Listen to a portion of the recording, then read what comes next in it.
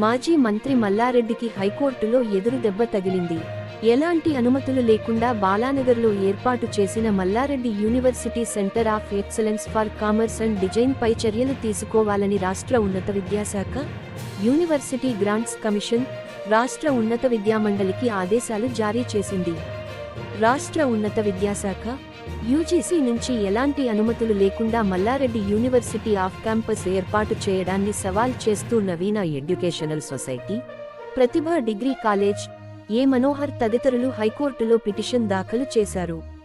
దీనిని విచారణకు స్వీకరించిన జస్టిస్ సివి భాస్కర్ రెడ్డి ధర్మాసనం, ప్రతివాదులైన మల్లారెడ్డి యూనివర్సిటీ ఆఫ్ క్యాంపస్కు వ్యక్తిగత నోటీసులు అందజేయాలని ఏప్రిల్ 25న పిటిషనర్ తరఫు న్యాయవాదికి ఆదేశాలు జారీ చేసింది. మల్లారెడ్డి యూనివర్సిటీ ప్రతినిధులు నోటీసులు స్వీకరించినా మల్లారెడ్డి వర్సిటీ ఆఫ్ క్యాంపస్ ప్రతినిధులు మాత్రం నిరాకరించారు.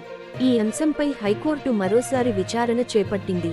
పిటిషనర్ల తరఫు న్యాయవాది వాదనలు వినిపిస్తూ నోటీసులు తిరస్కరించినా అందినట్లుగానే భావించాల్సి ఉంటుందని తెలిపారు.